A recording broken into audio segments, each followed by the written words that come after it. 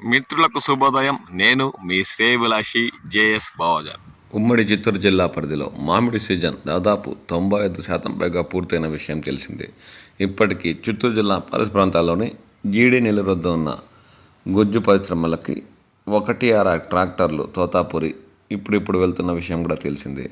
ఈ సందర్భంగా ప్రభుత్వ అధికారులు పలు సూచనలు చేశారు.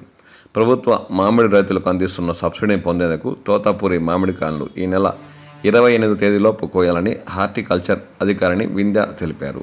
తోతాపురి మామిడి సబ్సిడీ పొందాలనుకుంటే రైతులు 28వ తేదీలోపు కాయలు కోసి వారి పేర్లు నమోదు చేసుకోవాలని ఈ సందర్భంగా ఆమె రైతులను సూచించారు. మామిడి రైతులు ప్రభుత్వం సబ్సిడీని సద్వినియోగం చేసుకోవాలని, తోతాపురి సబ్సిడీకి సంబంధించిన మరిన్ని వివరాలు హార్టికల్చర్ కార్యాలయంలో సంప్రదించాలని ఆమె ఈ సందర్భంగా కోరారు. ఇక భారత్ యూకే స్వేచ్ఛ వాణిజ్య ఒప్పందం అమల్లోకి వచ్చిన నేపథ్యంలో తిరుపతికి చెందిన శ్రీ వర్ష ఫుడ్స్ మామిడి గుజ్జు పరిశ్రమ నుండి యూకేకి తొలి మామిడి గుజ్జు ఎగుమతి కంటైనర్ను ప్రారంభించారు.